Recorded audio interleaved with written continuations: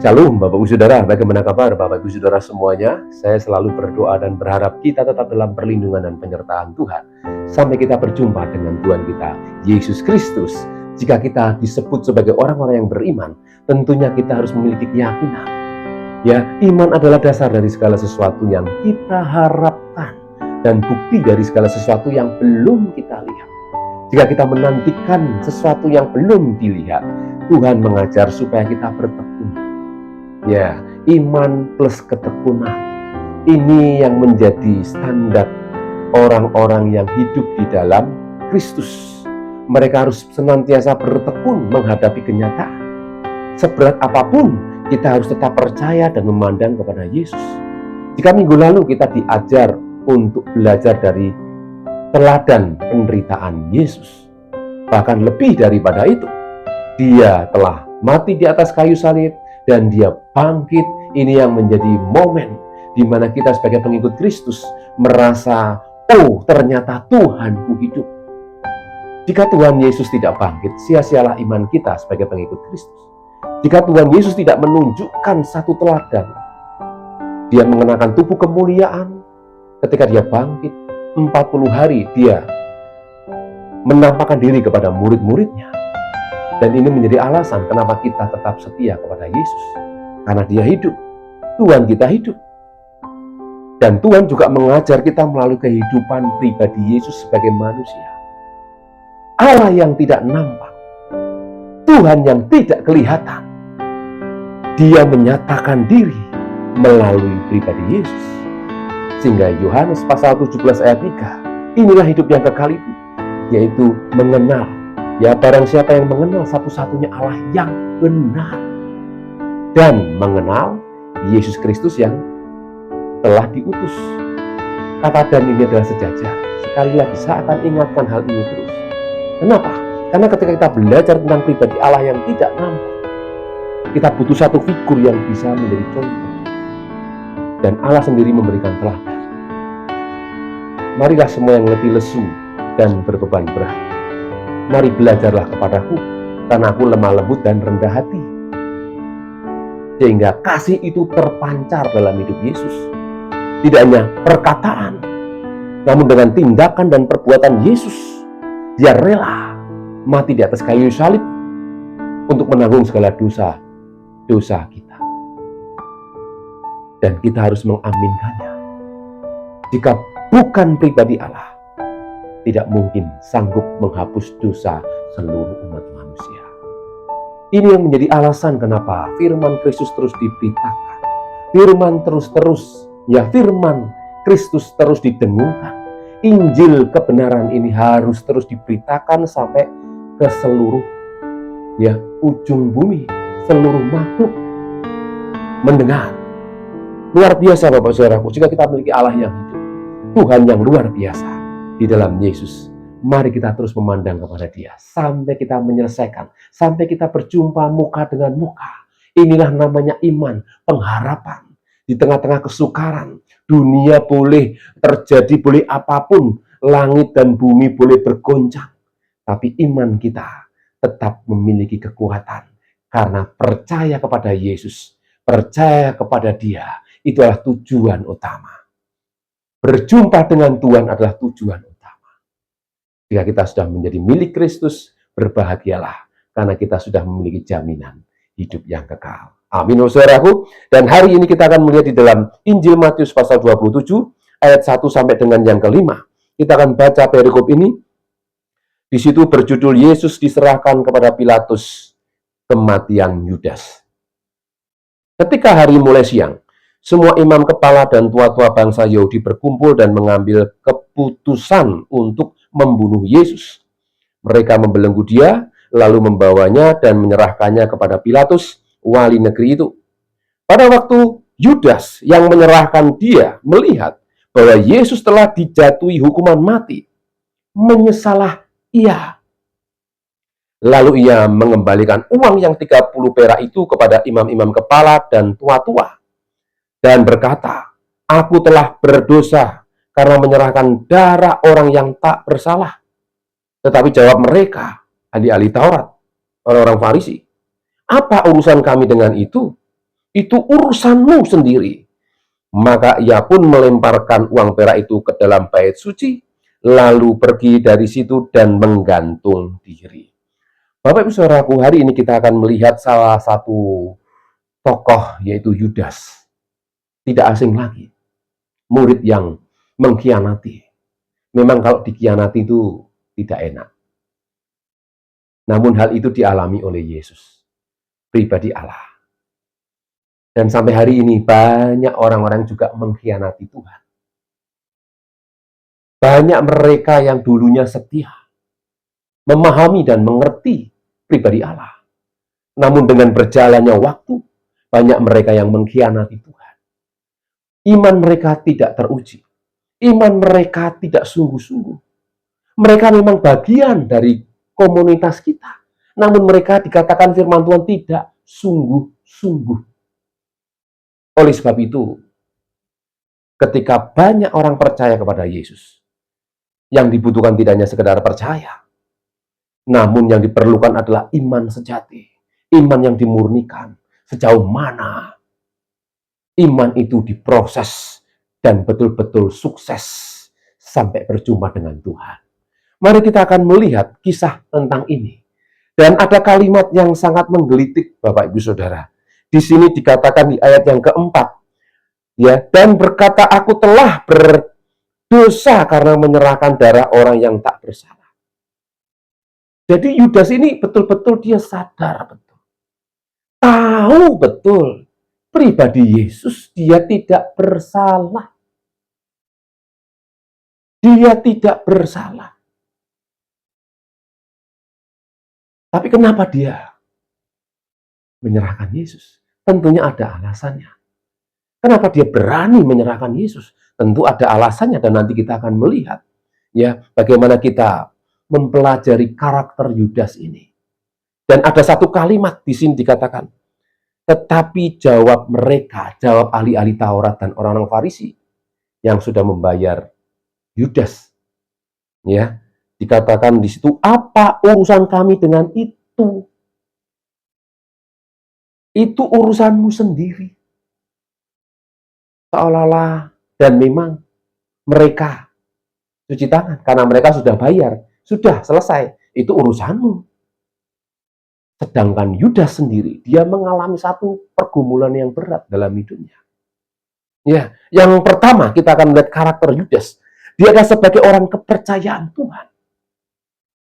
Kenapa dikatakan kepercayaan Tuhan? Karena dia memegang kas bendahara murid-murid Yesus yang lain. Kenapa pilih Yudas? Tentunya Yesus juga punya alasan. Orang yang dipercaya, orang yang bisa mengerti. Ya, kalau boleh saya simpulkan, Yudas itu orangnya betul-betul perhitungan. Kapan dia perhitungan? Ya, ketika dia melihat seorang perempuan yang mencurahkan, ya, Maria Magdalena, minyak wangi. Dan Yudas berkata, wah, lebih baik minyak itu dijual dan bisa diberikan kepada orang miskin. Ini salah satu karakter Yudas. Padahal firman Tuhan mengatakan, belum tentu diberikan kepada orang-orang miskin. Tapi Tuhan tahu bahwa memang Yudas ini juga pencuri. Ya, dia hatinya kelihatan baik, tapi dalamnya, niatnya tidak baik. Jika Bapak Saudara aku perhatikan, ya, di dalam firman Tuhan, di dalam kitab Injil, saya ajak Bapak Saudara untuk menyelidiki ini yang menjadi tugas Bapak Ibu Saudara. Ternyata Yudas adalah seorang pencuri, namun tidak kelihatan. Dan dia adalah murid Yesus, murid kepercayaan Yesus. Dia pelimpen, saudara. Orang Jawa bilang pelimpen, geming, suka ngumpulin gemati. Ya. Ini, saudara, ini Yudas. Namun hatinya jahat. Yohanes 12 ayat 4-6 dikatakan, tetapi Yudas Iskariot, seorang dari murid-murid Yesus yang akan segera menyerahkan dia, berkata, Mengapa minyak narwastu ini tidak dijual 300 dinar dan uangnya diberikan kepada orang-orang miskin? Hal itu dikatakannya bukan karena ia memperhatikan nasib orang-orang miskin, melainkan karena ia adalah seorang pencuri. Ia sering mengambil uang yang disimpan dalam kas yang dipegangnya. Jadi, Bapak Saudaraku, melayani Tuhan tidak hanya diminta untuk pintar dan pandai mengelola, namun juga dituntut kejujuran. Ini yang tidak mudah. Yudas sebagai murid Kristus, dialah orang yang dipercaya oleh Yesus dan murid-muridnya yang lain tentunya. Namun dia memiliki hati yang jahat. Dan dia memiliki karakter bapak pendusta, iblis, yaitu mencuri. Bapak Saudara, aku berbicara tentang karakter Yudas. Dia tidak hanya orang yang geming, orang yang primpen, orang yang betul-betul perhitungan, dan dia orang yang memang bisa memahami dan mengelola. Tidak hanya itu, namun kejujuran sangat penting. Jadi dalam hal ini, Bapak Saudaraku, kita melihat bahwa Yudas, dia adalah orang kepercayaan Tuhan, namun dia memiliki kelemahan, kebiasaan, tabiat yang belum bisa dilepaskan, yaitu mencuri. Ini sama dengan perbuatan setan. Mencuri, membunuh, dan membinasakan. Oleh sebab itu, sebagai pengikut Kristus, kita dilatih untuk betul-betul bisa memiliki karakter Kristus.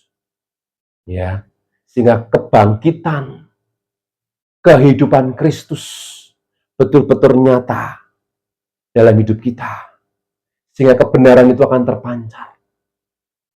Dan jika kita lihat ketika Yudas menerima uang, ya, dan dia dikatakan yang kelima, maka ia pun melemparkan uang perak itu ke dalam bait suci, lalu pergi dari situ dan menggantung diri. Salah satu tindakan yang tidak dewasa. Jadi dalam hal ini, Yudas masih memiliki karakter yang belum terselesaikan. Karena ia masih suka mengambil uang yang disimpan dalam kas yang dipegangnya. Walaupun dia orang kepercayaan Yesus, namun dia masih memiliki tabiat yang belum dipulihkan. Poin yang kedua, Pak Saudaraku, kita akan melihat dia pengagum yang memiliki hati yang jahat dan tamak. Yudas ini kenapa dia berani menyerahkan Yesus? Karena dia tahu bahwa Yesus di mata Yudas itu sangat istimewa. Dia bisa memberi makan 5.000 orang lebih, berjalan di atas air, dan banyak mujizat-mujizat yang Yudas saksikan, yang Yesus lakukan.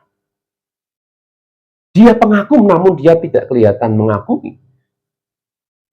Dengan sikapnya, dia menunjukkan kemampuannya, dipercaya sebagai bendahara. Namun di sisi lain dalam hatinya, ya, masih ada hal yang jahat. Memiliki hati yang jahat dan tamak. Matius 26 ayat 14-16 kita akan lihat. Kemudian pergilah seorang dari ke-12 murid itu yang bernama Yudas Iskariot kepada imam-imam kepala. Ia berkata, "Apa yang hendak kamu berikan kepadaku supaya aku menyerahkan dia kepada kamu?" Mereka membayar 30 uang perak kepadanya, dan mulai saat itu ia mencari kesempatan yang baik untuk menyerahkan Yesus. Kenapa Yudas berani menyerahkan Yesus? Karena dia berpikir ketika Yesus ditangkap, Yesus bisa menyelamatkan dirinya. Yesus bisa melakukan mujizat di luar akal. Dia betul-betul mengandalkan Yesus. Dan ini adalah sikap yang ceroboh. Dia menyerahkan Yesus begitu saja dengan 30 keping uang perak. Sangat mengerikan, Bapak Ibu Saudara. Dia pengagum, namun memiliki hati yang jahat dan tamak. Dia ingin menguasai Yesus, seolah Yesus tidak akan mati. Dia tahu bahwa Yesus bisa menyelamatkan diri.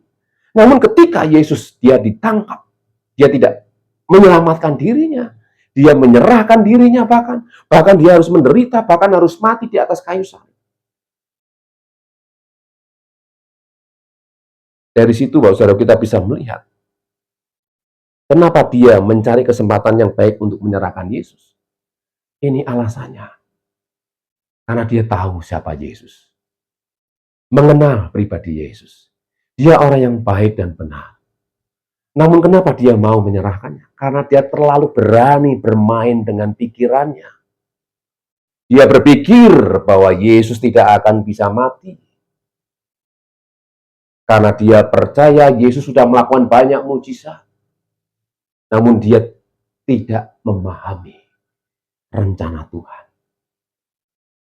Sebenarnya Bapak-Ibu Saudaraku, ketika kita melihat sikap Yudas ini, banyak orang mengatakan Yudas superstar. Karena tanpa Yudas, Yesus tidak akan disalibkan. Sampai hari ini, seolah-olah Yudas menjadi pahlawan. Mereka yang berpikir demikian, mereka tidak memahami apa yang terjadi dalam kehidupan Yudas. Yudas betul-betul mengenal siapa Yesus. Namun dia terlalu berani memperlakukan Yesus dengan gaya pikirannya, dengan cara berpikirnya.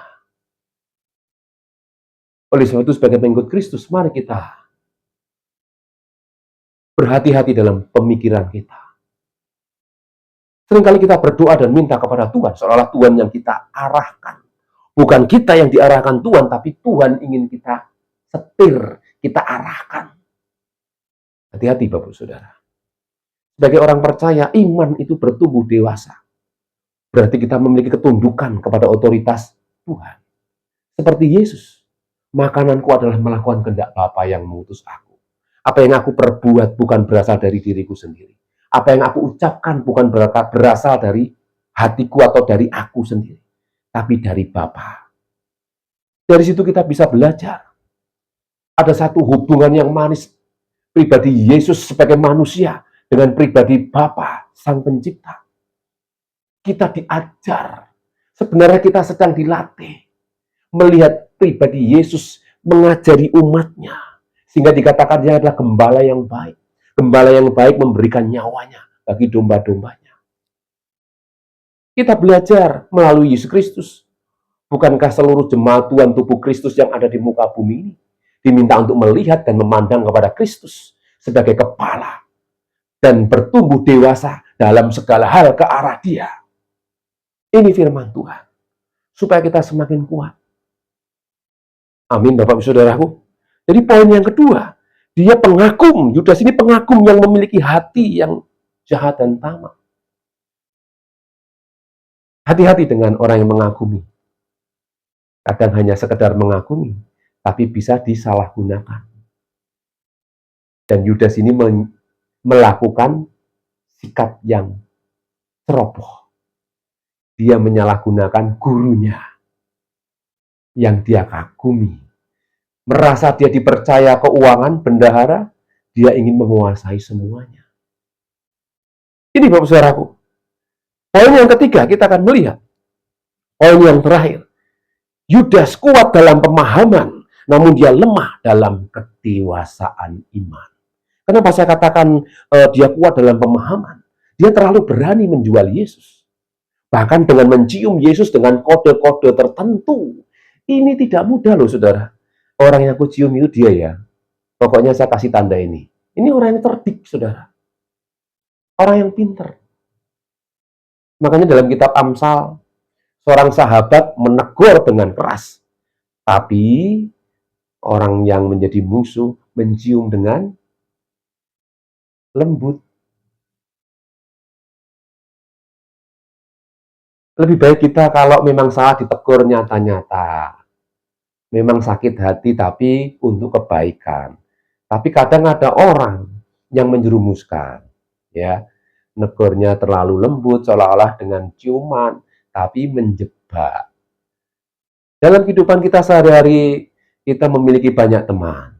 Mana teman yang betul-betul teman, dan mana ya teman yang hanya ingin mencari keuntungan, yang ingin mempergunakan kita. Tapi terlepas semuanya itu, mari kita doakan teman-teman kita semua, supaya mereka menjadi betul-betul murid Kristus yang bertumbuh, yang dewasa. Amin, saudara. Ya, Yudas kuat dalam pemahaman, namun dia lemah dalam kedewasaan. Buktinya apa? Ketika Yesus ditangkap dan pasti akan dihukum mati, dia langsung kehilangan semuanya. Apa yang dulu dibanggakan, apa yang dulu dia cita-citakan dalam otak Yudas, hilang semua. Dan dia putus asa. Lebih dari putus asa, kecewa, dan lebih dalam lagi, dia tidak ada harapan. Imannya runtuh ketika Yesus dia ditangkap dan tidak membela diri dan tidak menunjukkan kuasa yang seperti dia pikirkan.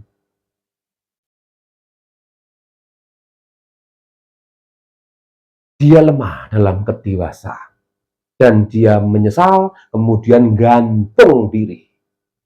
Berapa banyak orang-orang percaya yang mengalami masa-masa seperti ini? Mereka tidak menunjukkan etikat baik untuk datang minta ampun kalau masih ada waktu.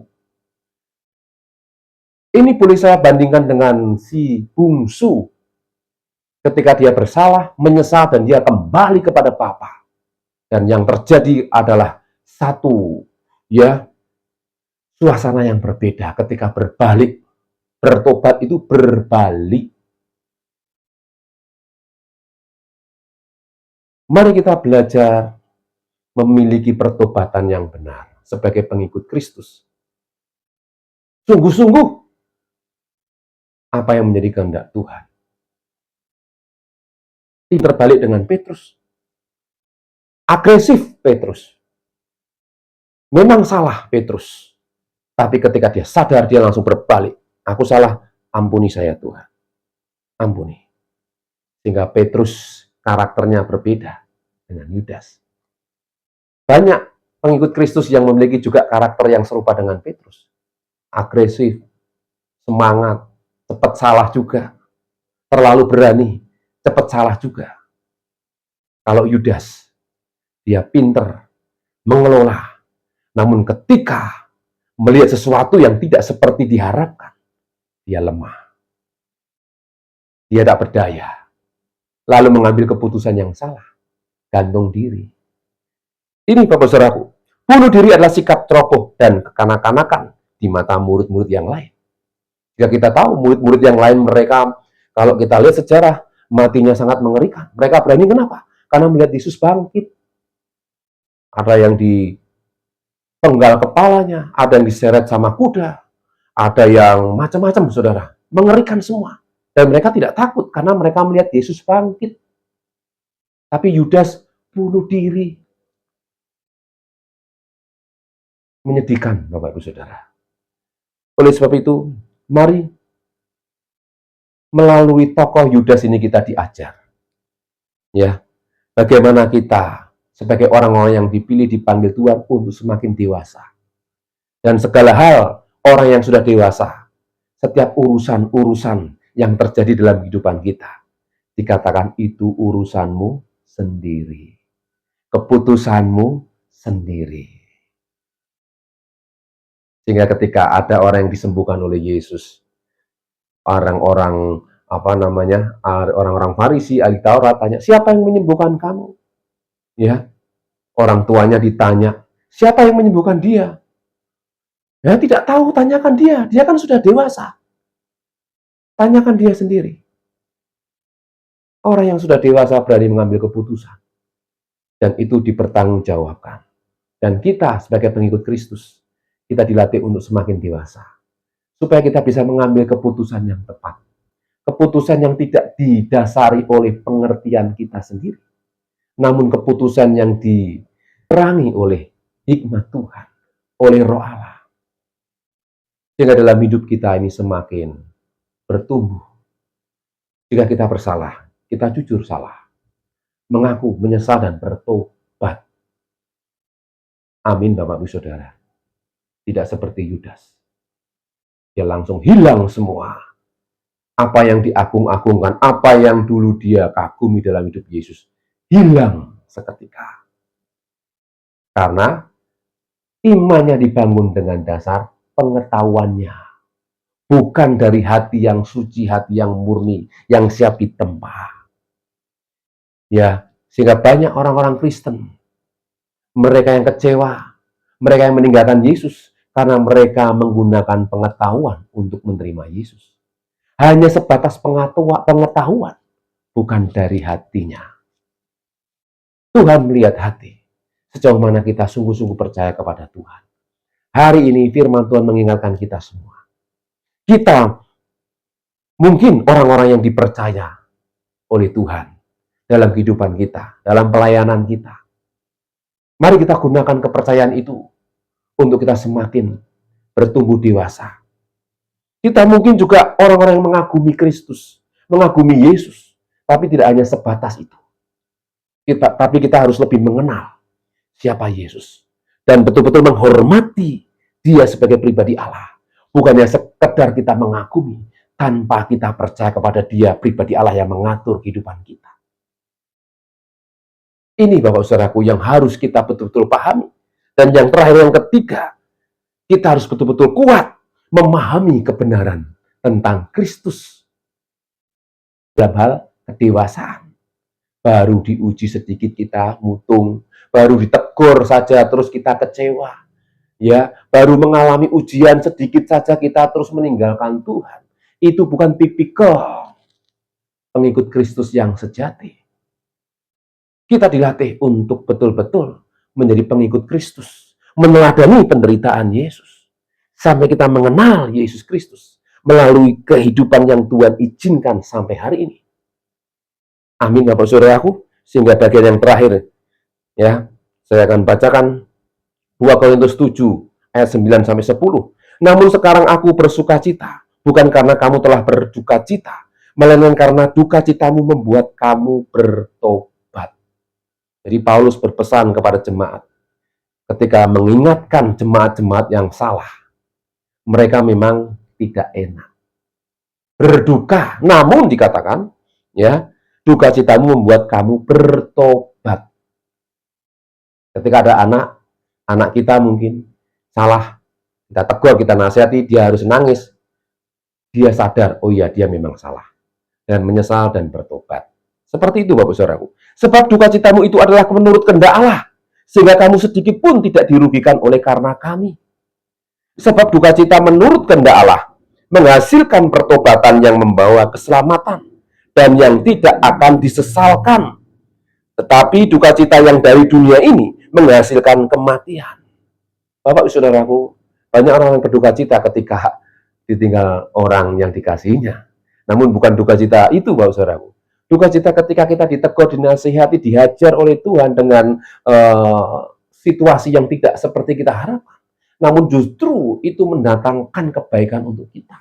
Kadang kita tidak sadar kalau Tuhan sedang menggarap kita, mengajar kita. Tidak enak, hatinya tidak enak. Saudara.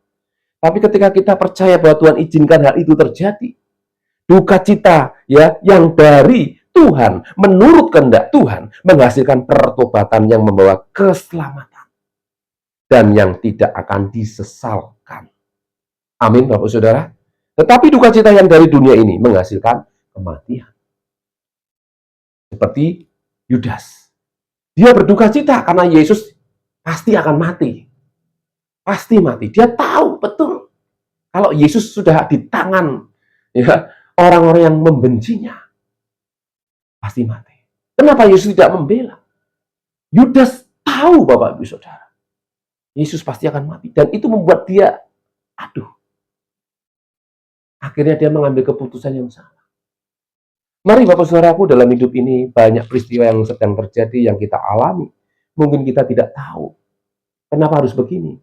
Tapi yang satu hal yang ingin saya sampaikan. Apapun boleh terjadi dalam hidup kita, asalkan kita tetap melekat kepada Tuhan. Bahwa rancangan Tuhan adalah rancangan damai sejahtera.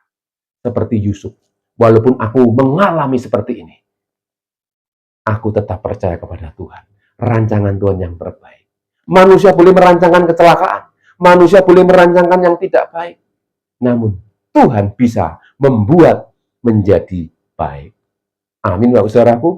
Biarlah renungan hari ini mengingatkan kita, supaya kita semakin sungguh-sungguh sebagai pengikut Kristus, tidak sekedar mengagumi, tidak sekedar kita bisa melayani Tuhan dan dipercaya sedemikian rupa, namun kita betul-betul sungguh-sungguh kuat dalam pengenalan akan Tuhan, dan kita juga kuat di dalam proses pendewasaan iman kita, sampai kita berjumpa dengan Tuhan kita Yesus Kristus. Mari kita akan berdoa. Bapa di surga, terima kasih hari ini atas firman yang menguatkan dan mengingatkan kami, untuk kami semakin bertumbuh di dalam iman, di tengah-tengah zaman yang semakin tidak menentu, di tengah proses-proses kehidupan yang semakin keras. Beri kami iman yang teguh, untuk kami semakin mengenal pribadi-Mu, memahami pribadi-Mu, sehingga ketika kami mengenakan Kristus dalam hidup kami sanggup menghadapi kenyataan seberat apapun. Teguhkan hati kami. Terima kasih Bapa, terima kasih. Berkati kami semua yang sudah mendengar firman-Mu. Kuduskan kami dengan firman-Mu. Berkati kami yang sakit Tuhan sembuhkan, yang susah Tuhan hiburkan, yang lemah Tuhan kuatkan. Kami serahkan hidup kami sepanjang hari ini. Dalam nama Tuhan Yesus Kristus, kita yang percaya katakan bersama. Amin. Tuhan Yesus memberkati.